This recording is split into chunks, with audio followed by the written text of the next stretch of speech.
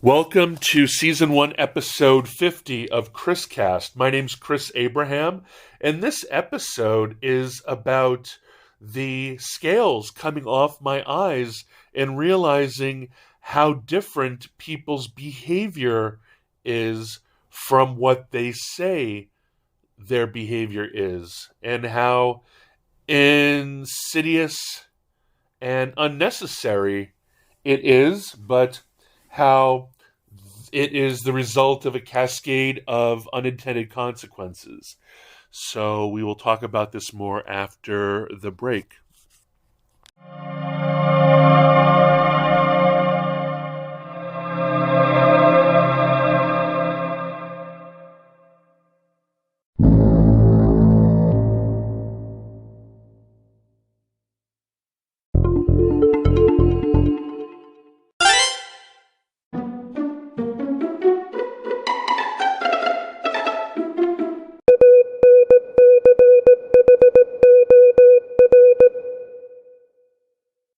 I realized a lot further along in the podcast that I hadn't mentioned a premise of Season 1, Episode 50. My theorem, my theme of today is when you oppress a society, it has unintended consequences. When you oppress an economy, like in the Soviet economy or the Chinese economy, actually the of the Soviet Union times, of the axis of evil days, the secondary effect is a strong black market, right? If you make drugs illegal, then the secondary effect is an illegal drug trade, right? If you make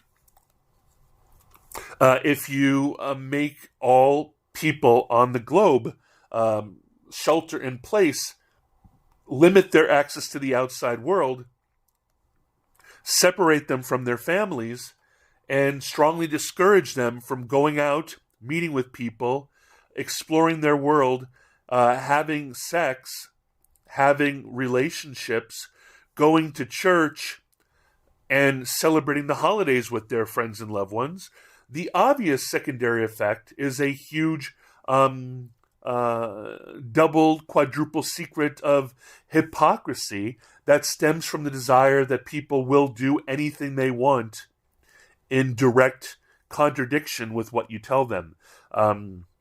Ergo, an extreme black market of virtue signaling people who are completely doing exactly what they want, because there's no gulag or $10,000 fine for not following directions. I don't really think that there are roadblocks. I do not think that there are. I know that in Peru and Bolivia and so forth, there are roadblocks. There are police on the street giving out fines and imprisoning people. I know that that's the case in other countries around the world. That you get into real trouble if there's a separation between your virtue signaling public behavior on social media and what you're supposed to be doing, and the fact that you are having orgies with your friends at a key party. I dare say the more stringent, strict, and oppressive the restrictions on people's liberty and behavior, the more extreme their acting out will be. And it is safer to allow people a modicum of freedom and liberty to self-police and give them the chance to behave with decorum and discretion, rather than imposing upon them a strong muzzle, a if you will, pre-PETA choke chain that the harder they struggle, the tighter it gets, because that has never resulted in compliance, especially in Americans. It has always resulted in a secondary effect of defiance. You can always define an oppression of Americans with extreme defiance, even during the time of AIDS. Even during the time of AIDS, when it was considered a death sentence, that death sentence was spurned by a subculture of people who were into barebacking and doing what the hell they want, with the concept of it's better to die young with a beautiful corpse or something like that. So be careful about imposing strong regulations, because, as I'll share in the next several segments, I just thought people do what they say they're going to do, right? I just assume that if you say on Facebook that you never leave your apartment and that it's really important that nobody else does, because this is life or death, and I've lost 1 million people, and everything sucks, and we're all going to die. And then I catch you going on holiday to the beach with your family and traveling and interacting and living your merry life happily, tra-la-la. I'm going to consider you a hypocrite. Not that I care; it doesn't matter to me. But it will cut out it will discredit you in my eyes, because I'll assume that you're full of shit. I mean, it won't make me love you less, but it'll make me feel like you're probably a lot more like Donald Trump than you say that you're not. I'm not going to say you're literally Hitler, but I'm not going to say you're not literally Hitler if you say that you're a good person. P.S. Never trust anybody who says I'm a good person. It's a red flag. I don't know why they don't teach that to bad people. Rule 1, bad person, never say you're a good person, because that's a red flag. Anyway, on to the show. This is the 50th episode. After this episode, it'll be season 2, episode 1. So listen to this crazy, crazy podcast. I hope you enjoy it. Mahalo nui loa. Happy holidays and Merry Happy New Year.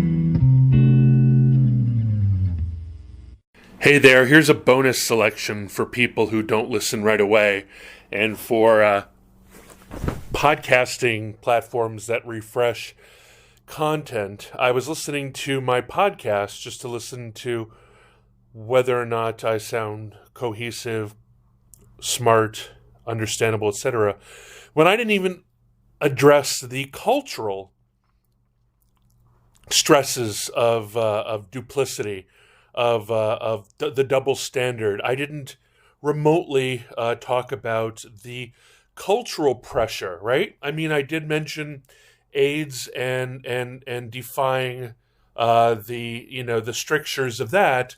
Hey Google, what is the definition of stricture? Here's the definition of stricture: a restriction on a person or activity.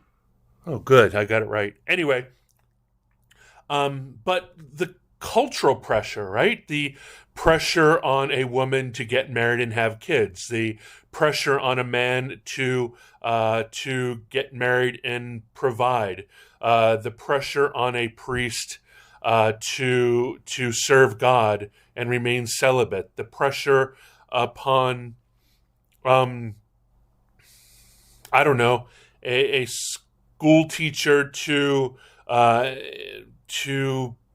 convey knowledge or to teach. I mean, there's just any number of things. Like a good Catholic girl needs to remain virginal until her marriage night. A man is not supposed to be bisexual, homosexual, or effete in any way. He's supposed to be manly and studly, and the double standard between the way a cisgender white father treats a son, go out there and get laid, versus his daughter, watch out for those boys, there's only one thing that they want. I mean, that's extremely consistent advice, but it's telling one to be a predator and training one to be a careful prey. So, I mean, there's a huge, I mean, just look at the cultural pressures of these things called norms and values, right? We keep on talking about Trump not following norms and values. Like, following norms and values is extremely important, and we're not even dealing with the norms and values of virtue and vice associated with being a puritanical nation, a nation that was born on Puritanism and on zealotry. Being a, if you were our I mean, we're one of the only countries in the Western world that had restrictions on drinking. I forgot what it was called. Hey Google, what was it called when they didn't allow alcoholic beverages in America? According to Wikipedia, prohibition in the United States was a nationwide constitutional ban on the production, importation, transportation, and sale of alcoholic beverages from 1920 to 1933. So, for example, and we know for a fact that any kind of prohibition, whether it's on drugs, alcohol, premarital sex, any type of scofflaw, and including going to visit your friends on holidays, vacations, beach trips, spring break, Christmas, New Year's, etc. I mean, New Year's, everybody wants to get a kiss on New Year's. I dare say that the most flagrant, double standard, hypocritical defiance against the mores, the morals and dogma of a pandemic self-isolation is going to manifest when the clock starts ticking towards New Year's. Everybody's going to try to get their kiss, man. Everybody's going to try to get their kiss, no matter what they say, no matter how they report it. And that's not always going to be the sweet in your bubble girlfriend or boyfriend, the sweet in your bubble wife. It's going to be an attempt to find new love. It's a very romantic, primal desire in America. America doesn't call it hogmanay, but getting the kiss on New Year's is a very important thing. Much more important than making sure that you eat lentils or pickled herring or Limburger cheese. Like my mom used to say that Limburger cheese and German beer was the path to a lucky next year. I don't know if she ever had a lucky year, so I don't know necessarily if it works, but it's important to remember, that the oppression. I mean, this can be said about the queer community forever, right? I mean, the queer community, by virtue of homosexuality and same-sex love and trans love and non-cisgender, non-straight, other interpretations of love, of desire, of hunger, of lust, of self-identification, be it he, she, or they. All of these things, the more they're restricted, and the deeper you have to stuff them, the more they come out in unpredictable ways. The more they come out with desperate passions as opposed to gentle passions. The more they come out as lust and love. And so, in so many ways, all of these things, and people are going to say, each person is going to have their own concept of how how they personally define acceptable losses, right? This isn't the kind of thing where you get thrown in a re-education camp, or you get it's not even as oversight is not remotely as strict as is drunk driving. There's no checkpoints where people throw you in vans and then force quarantine you like they do in Israel. There is no if you will giant apartment blocks paid for by the state that are there to restrict the movement of people who've proved themselves irresponsible on their own, or people from outside the country or the city or the state, right? Travelers. So it is based on your own discipline and based on appeal that the fact that your community will shame you in much the same way that anybody who ever voted or even had anything but complete derision for our 45th president, in the same way that there's the derision for those people, you basically get canceled. Only the power of canceling is it strong enough? It's strong enough to make people say the right things. I posit it's definitely strong enough to make people say the right things, but is it strong enough to make people do the right things?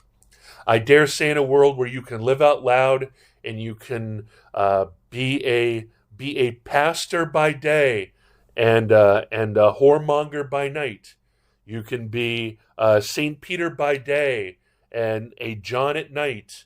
You can be a teetotaler by day and a skirt chaser at night.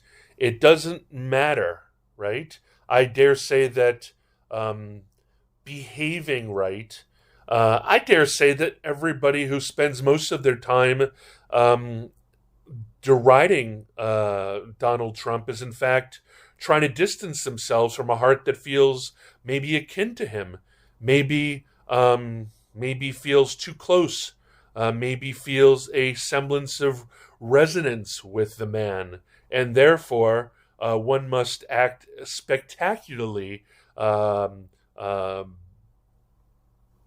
exemplar. You must be an exemplar, a role model with a little chapeau, a role model, so as to throw people off your scent, to scare them away from the fact that you're actually not only a libertine but a blustery buffoon, a hubristic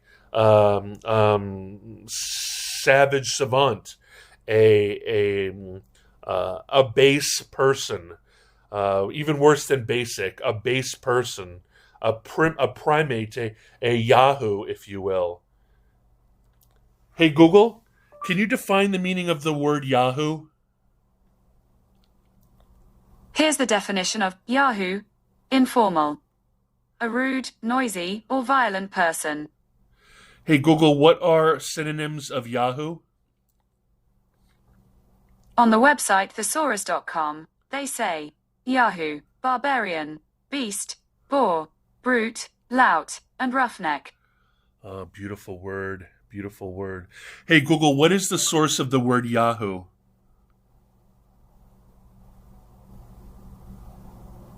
According to Wikipedia, the word Yahoo was coined by Jonathan Swift in the 4th section of Gulliver's Travels and has since entered the English language more broadly.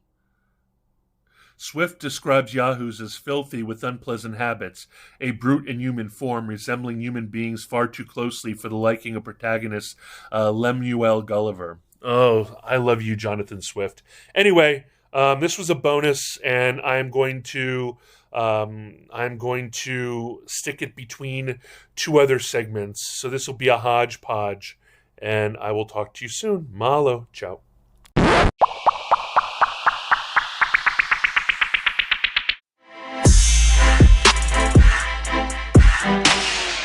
Welcome back. This is season 1, episode 50 of Chris Cast. It is 27 December 2020, and my name is Chris Abraham, and I am here just outside Washington, D.C. in sexy South Arlington, Virginia. And what I'm going to discuss today is hypocrisy, pure and simple. It's that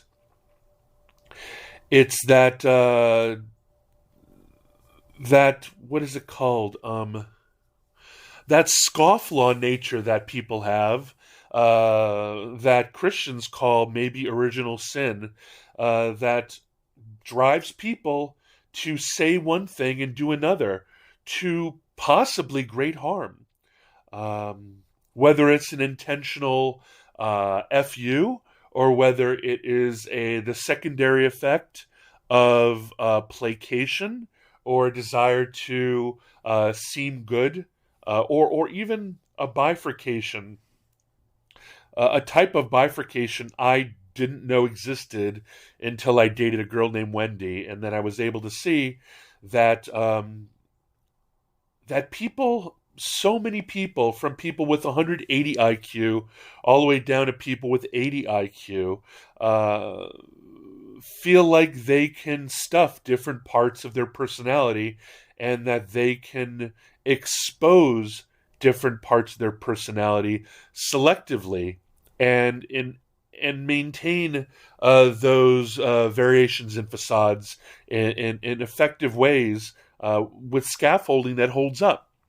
So, for example, the vicar's daughter, the preacher's daughter, who is having sex with my buddy Mark in high school, right? And the fact that the vicar's daughter so desperately hates the fact that she's a vicar's daughter, that she is the most promiscuous girl in school, and yet can gladly every week be in public, gladly accepting the word of God, and taking into her heart the 10 Commandments. Right? That's one example, and I know I'm being a dick to women, so I don't mean to do that. But the more relevant expose that's come to pass is the virtue signaling on Facebook is incessant. But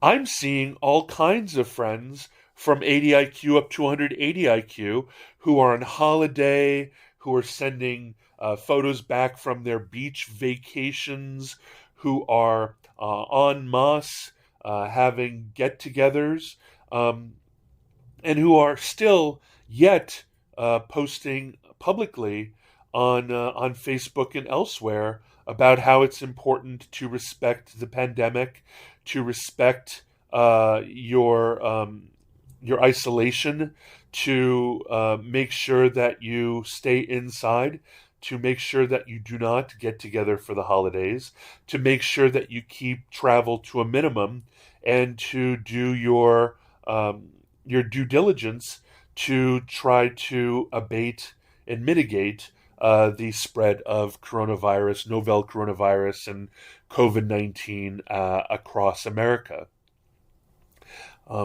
People do whatever the hell they want to, and then say what needs to be said, or what should be said, either to not be lambasted, to maintain public prestige, or do as I say, not as I do, which is to say,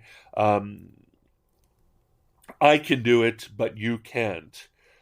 It is amazing to see the blatant disregard for public health. I mean, I don't think I think most of the numbers are just variations on natural death patterns anyway. I mean, I personally do not think that this is a it's not much more of a killer than a combination of an aging population, natural death statistics, the result of comorbidity, and things like that we don't like to talk about, such as MRSA and other hospital and healthcare associated infections. Right, a lot of those deaths happening from ventilators are happening primarily more because of HAIs than they are COVID-19. Anyway,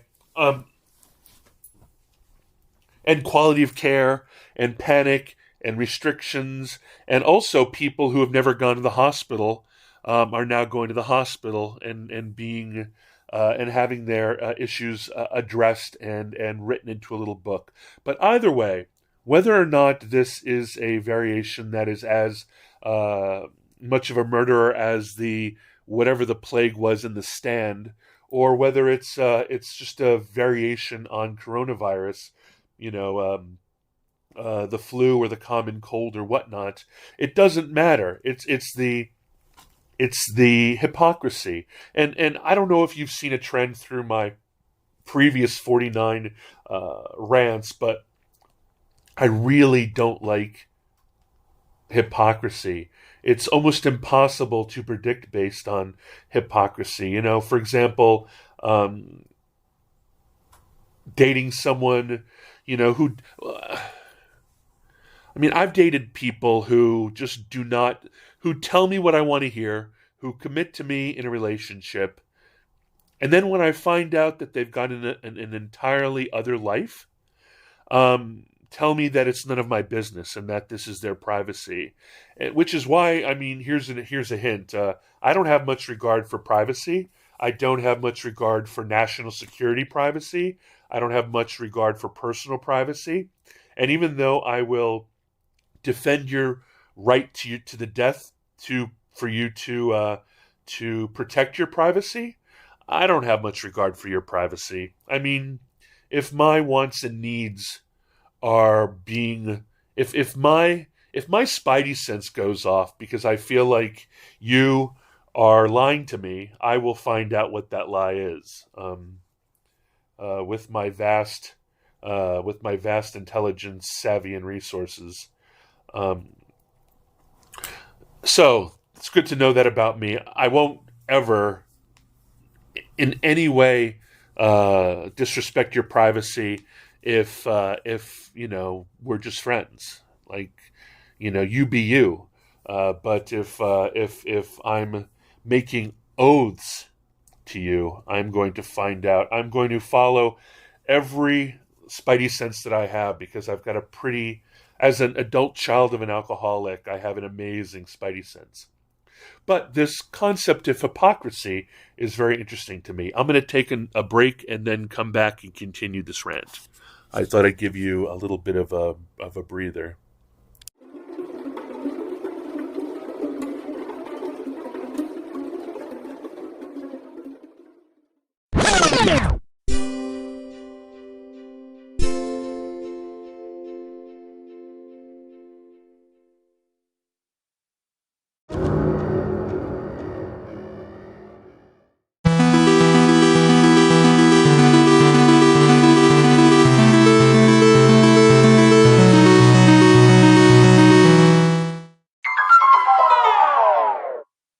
Welcome back. My name is Chris Abraham. This is Chris Cast episode 50, the last episode of season 1. I decided to go into season 2 after this because 50 is a good number. And I'm not going to make it based on 2021 because this podcast goes into 2019, I think, but just based on the number 50, right? So every 50 episodes will go into a new season. I'm going to call the next episode, season 2, episode 1, just to be confusing so that you don't know how many episodes there's been. Here's a hint. Season 2, episode 2 will be number 52. Season 3, episode 3 is going to be 63, and so on. Hope I got the math right, otherwise that would be silly. So the concept of hypocrisy, I mean,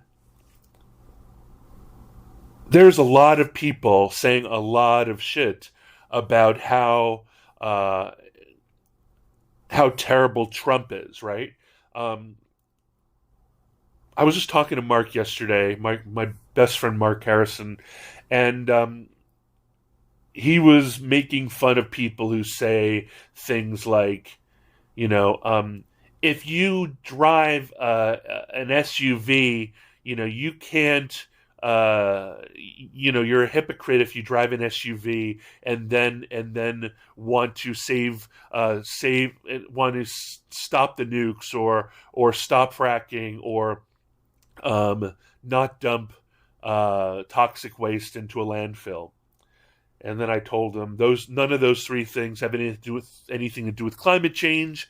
Stop conflating climate change and just pollution mitigation, which I support strongly. We'll go into my concept of climate change in another episode because it's super controversial. Anyway,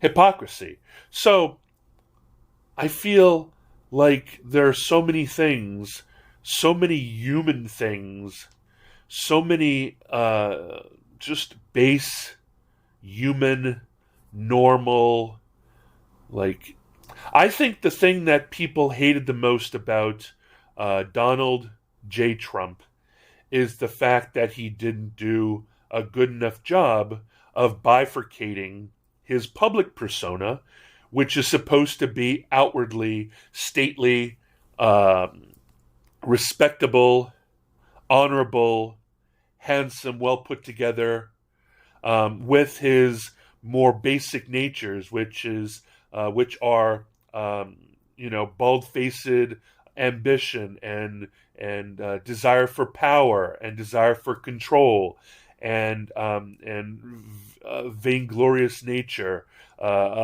hubristic nature. I feel like it's all okay to be these things, but the culture almost demands that you cultivate a respectable outward appearance so as to be perceived as the adult in the room. And the Trump fatal flaw was that Trump has no interest in remotely being bifurcated. He does not stuff anything. I mean, he even every coping mechanism that people tease him about, he does in plain sight without any shame. In fact, the guy is truly shameless, right?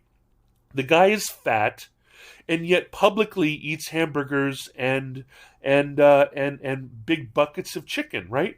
I'm fat, but if you look at my Instagram, all you'll see is stir-fried kale and vegetable medleys and compotes. The guy lies, but he doesn't secretly lie. He's bombastic and boisterous and belligerent and boastful. He's all the bees, and yet that's who he is, man. You don't have to look into his dark side. You don't even have to try to expose a dark side. I guarantee you. I mean, even his porn star blowjobs are of public record. And does he care that you know about his porn star blowjobs? I don't think he cares. Whereas, and that's another thing. In Spycraft, I have a bad spy novel, but I go into all this stuff on my bad spy novel known as Hillmole.com, HILLMOLE.com. And one of the things that there's a bunch of ways that you can get a person to be a traitor on their government. And, one of those ways, I mean, obviously people have different impetuses. They have different, uh, they have different motivations for betraying their government. One of which is money, right? Money is a big one. But another one has a lot to do also with ego. You can leverage a person's ego, and you can make them feel like they're something on a stick, that they've been chosen to do something great. You can appeal to their patriotism, to their ego. To You can also appeal to their boredom, right? If they have a metro boulot dodo kind of sleep work commute work kind of daily rote life, or if they had a more interesting life and are getting a little older and feel like their life is not very interesting, you can appeal to the excitement, to the jazz hands associated with being a spy, or an operator. And then you can just plain downright leverage them, based on their secret sins. You can extort them based on their perversions, on their other life, on their hypocrisies, on their shadow life, on their secret lovers. You can extort them on their illegal dealings. You can extort them on their fetishes, on their um, penchant for prostitutes, or their DL love that have no name, their same sex secret life, their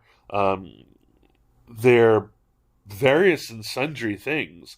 I mean, extortion is actually one of the biggest leverages of most secret societies. Like, I'm not talking Masons. Masons, I'm a 32-degree Mason.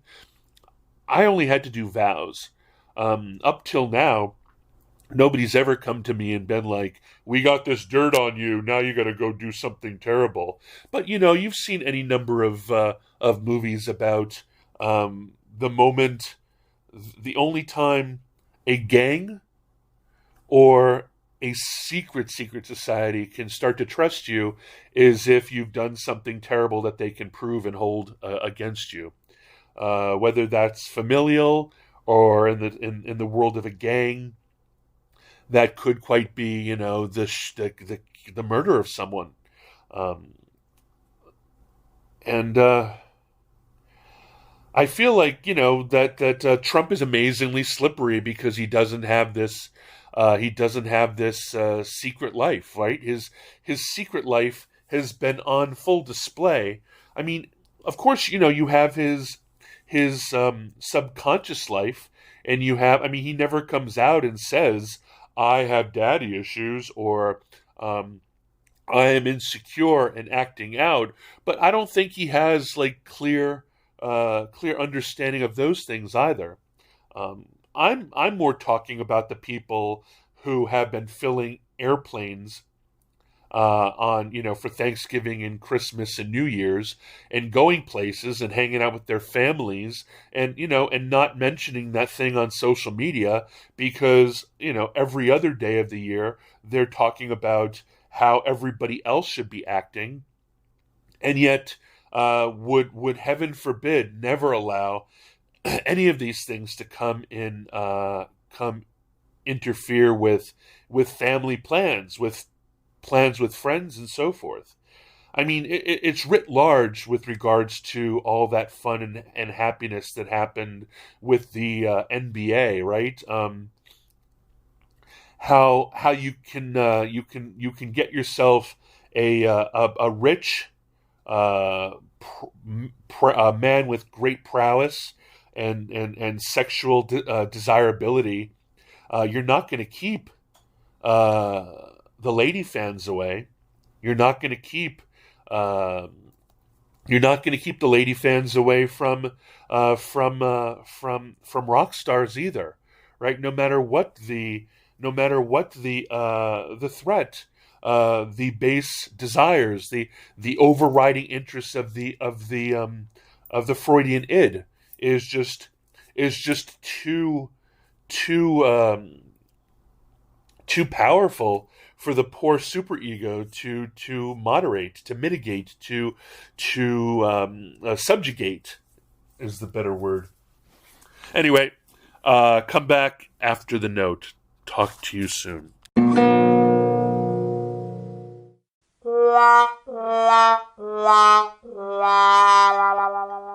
Yay! Welcome back to Season 1, Episode 50 of Chris Cast. That bell, if you can hear it, is to tell me to swing kettlebells. But I will ignore it until this episode is over, which I'm going to get closing to it soon. I, Chris Abraham, aspire not to be bifurcated. Sadly, one of my flaws is I aspire the people who are closest to me not to be bifurcated at all, but that's, when I'm thinking about that, I will look this up. Hey, Google, what are the words to the Serenity Prayer? Here's a summary from the website en.wikipedia.org. God, grant me the serenity to accept the things I cannot change, courage to change the things I can. Father, give us courage to change what must be altered, serenity to accept what cannot be helped, and the insight to know the one from the other. Well, they kind of botched that one up. It is, God, grant me the serenity to accept the things I cannot change, courage to change the things I can, and the wisdom to know the difference. So, I have the serenity to accept the things I cannot change. So, no matter how close you are to me, I need to meet you where you want to meet me, and it's not my job to out your stuffed leg full of diabolical, hypocritical oaths. The secret fetishes that you desire not to reveal to me. Where all the bodies are buried, if you will, in your. By the time you engage with me, your life probably has had 30, 40, 50, 60, or 70 years in it. So, beep, beep, beep, beep. It's none of my business. You tell me what you need to tell me, and I'll meet you right in the middle. Hopefully I earn your trust, and you get to the point where you share this with me. I'm not going to walk around as though on eggshells.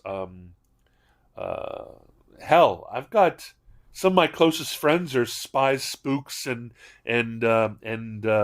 analysts, whatever those are, and I know they have an entire world of classified things I'll never know about that. But at least I know that about them.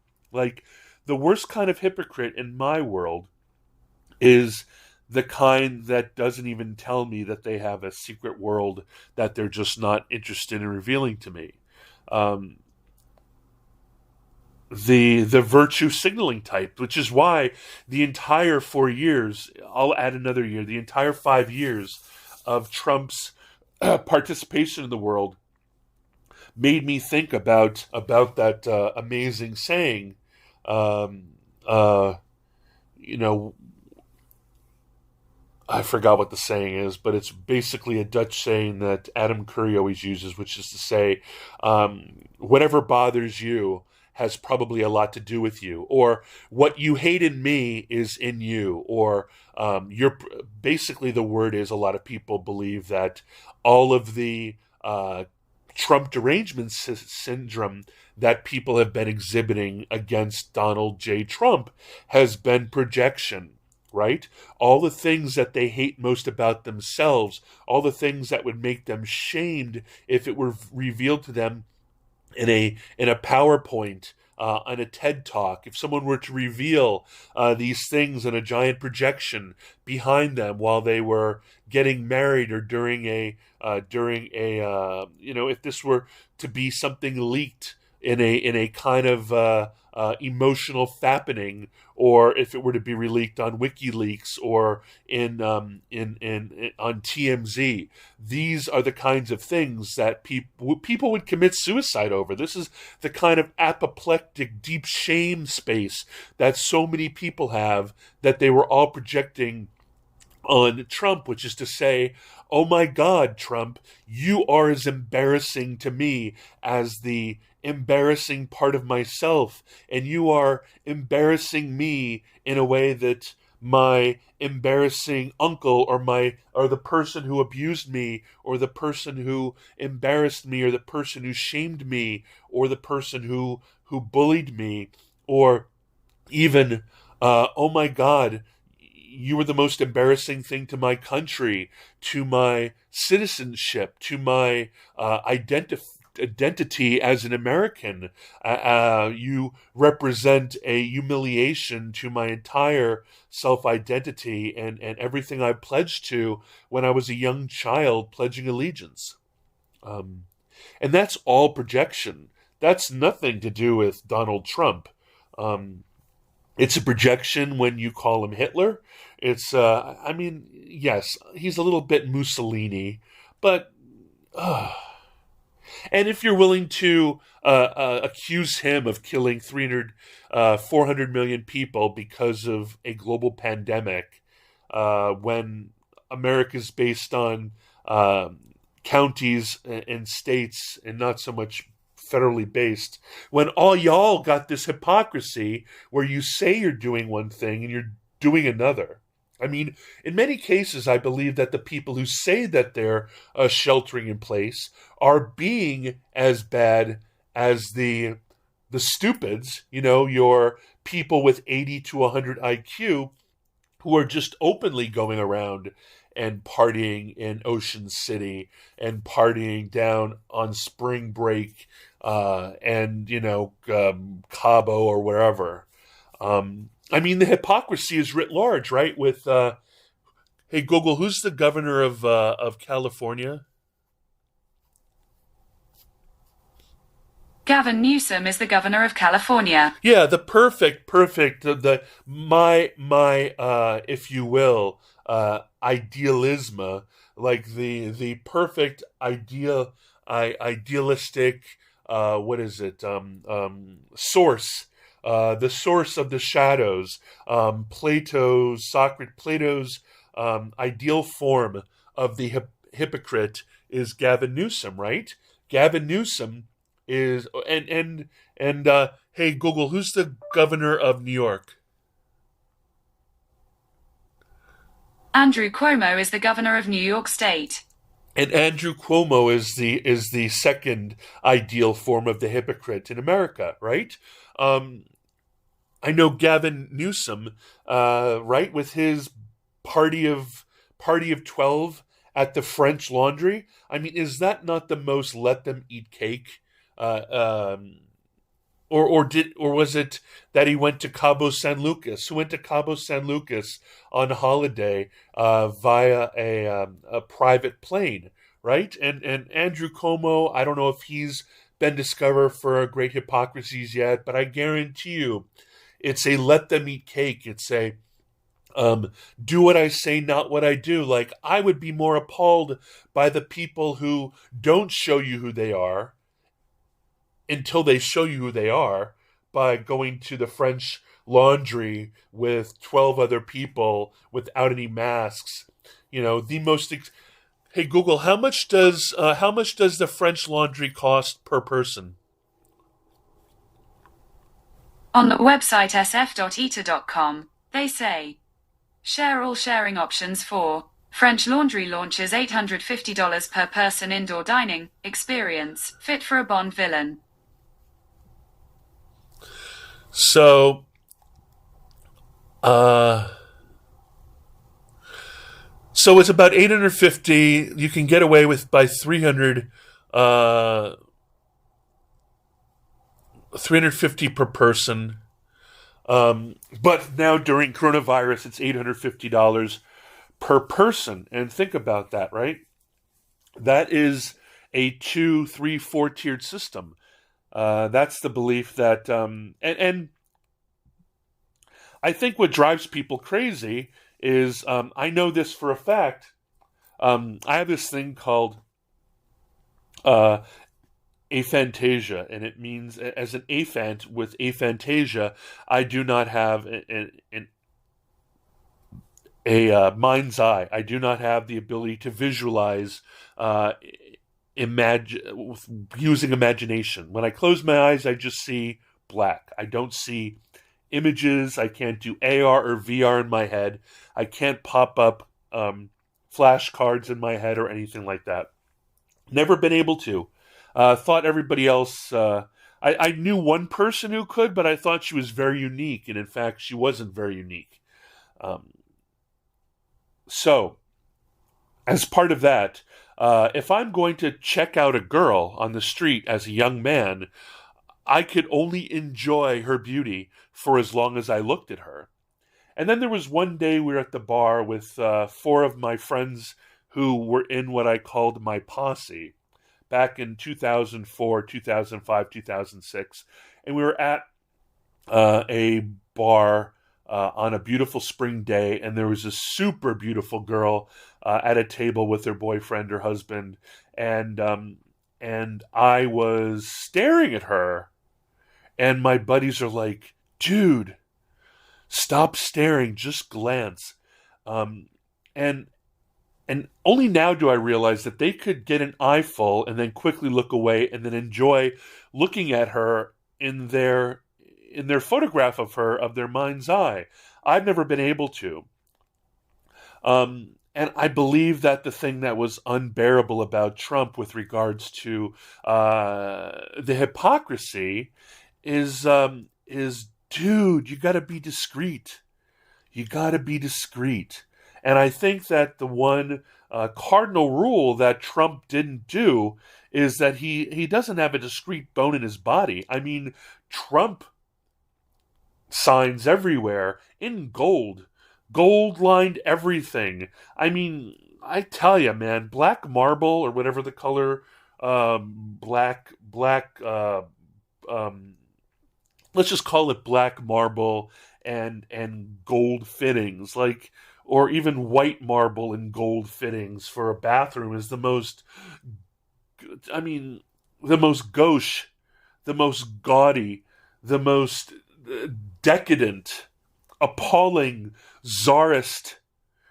I don't really believe that the Russians had any leverage at all over Trump, except with regards to the aesthetics of Russian oligarchs, and Donald Trump have a lot of Venn diagram crossover. I mean, it airs for Louis XIV opulence, Louis XVI opulence, the kind of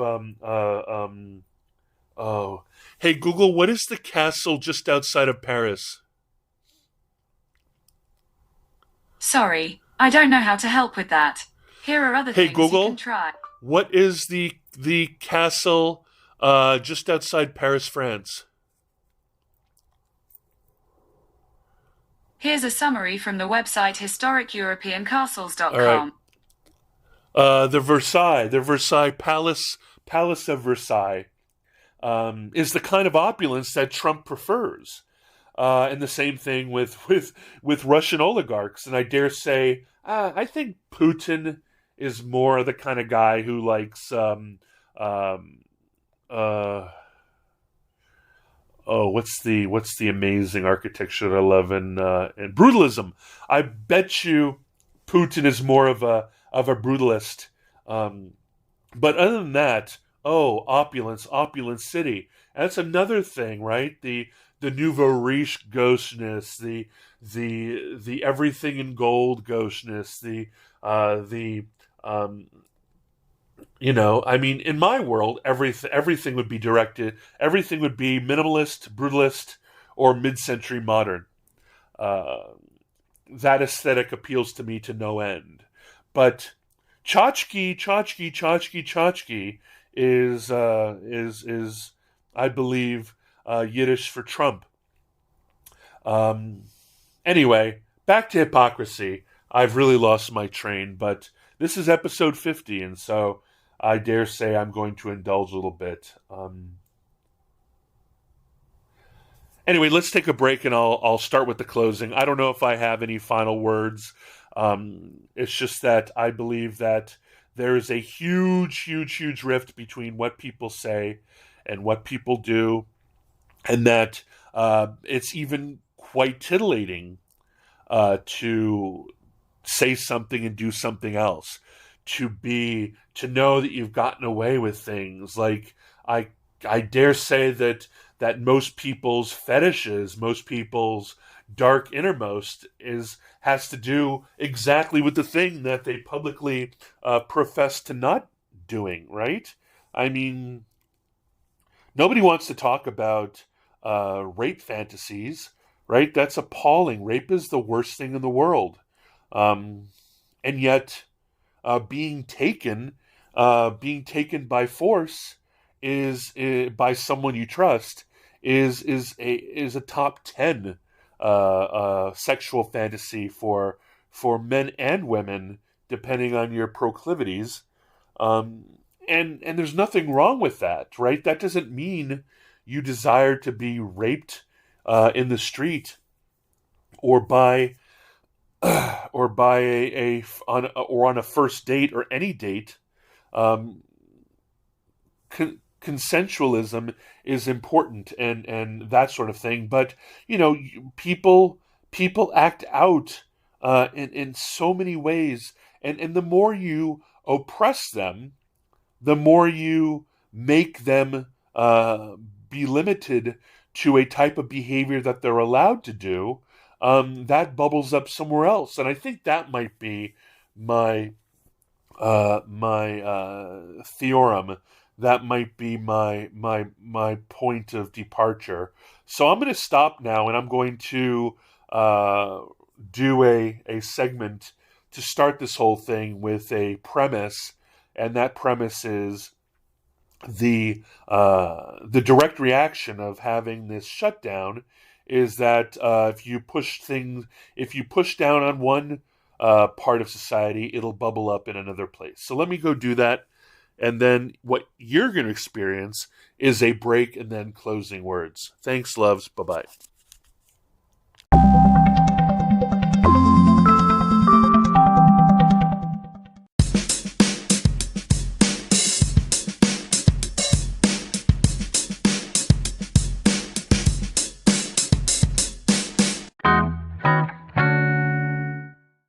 Welcome back. My name's Chris Abraham. This is Season 1, Episode 50 of Chris Cast. This is where I close the show. Thank you so much for being here. Please subscribe and share and comment and write reviews and give stars, and maybe go to Apple Podcast and write a proper review. I think there's only one, and that's me. And you can reach me at the following places. Zing! At Chris Abraham on Facebook, on Twitter, on YouTube, on Instagram, on Tumblr, and I am and on LinkedIn. I'm Chris Abraham on LinkedIn, linkedin.com/in/Chris Abraham. YouTube.com/Chris Abraham, Facebook.com/Chris Abraham. You can email me at chris@abraham.su. You can find my HQ at chrisabraham.com or abraham.su. SU is a top-level domain for the former Soviet Union. You can still get domains there. I always wanted a chris@abraham.top-level domain email address. I envied all my friends who had them. However, Abraham is a prophet for 3 entire world religions, so that wasn't going to happen. So I had to go back and register a domain at a godless nation using a top-level domain that nobody ever uses, which is Soviet Union's top-level domain. So I own abraham.su. Very proud of it. Anyway, I'm at Chris on No Agenda Social, and I've got to go because I have Sunday Mass in 2 minutes. Thank you, and it's so great to have you here, and I'll talk to you soon. Love you. Bye-bye.